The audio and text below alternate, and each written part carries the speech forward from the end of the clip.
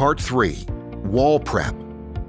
When installing manufactured stone veneer in wood or metal-framed applications, apply 2 layers of water-resistive barrier, WRB, as independent layers lapped in shingle fashion. The first layer is known as the primary layer and acts as the drainage plane. This layer does the heavy lifting, managing water and air infiltration, and is integrated with all flashings. Prior to the installation of the second layer of WRB, it's a good time to ensure that all penetrations, transitions, and openings have been flashed and properly integrated with the primary WRB, per code and manufacturer requirements. The second layer is known as the sacrificial layer.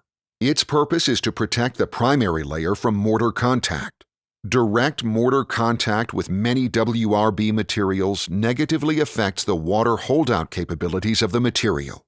These 2 layers create a small continuous gap between them from top to bottom for incidental water to drain down and out.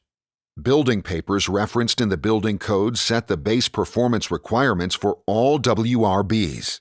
The building code sets the minimum bar at ASTM D226 Type 1. These materials are lapped 2 inches at horizontal and 6 inches at vertical laps. Fasten with WRB manufacturer-approved fasteners, typically roofing nails, staples, cap nails, or cap staples. Some lath manufacturers offer lath with this sacrificial layer attached, aka paper-backed lath. House wrap or building wrap products will bear approval to ASTM E2556 or ICC ESAC 38 for equivalency to the minimum code requirement of ASTM D226 Type 1. Wrap manufacturers will have tested lapping and fastener requirements, but in general ensure 6-inch horizontal laps and 12-inch end laps. Fasten with cap nails or cap staples. There will also be seam tape, specified compatible with the house wrap or building wrap. Inspect primary WRB to ensure all penetrations are flashed properly. All openings, including windows and doors, should have head flashings and drip screed. Even foam insulation can provide equivalent water-resistive barrier properties when seams are taped.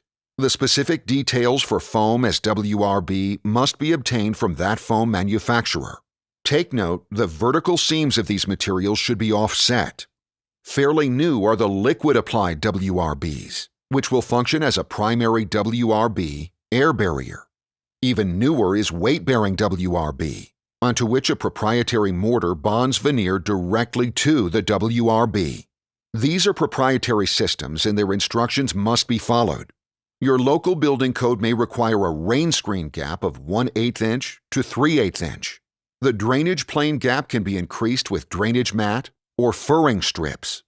Framed applications also require the use of a foundation weep screed. Both layers of water-resistive barrier must overlap the weep screed flange. CMU, or concrete masonry units, may be a suitable substrate, but do not require water-resistant barrier or weep screed.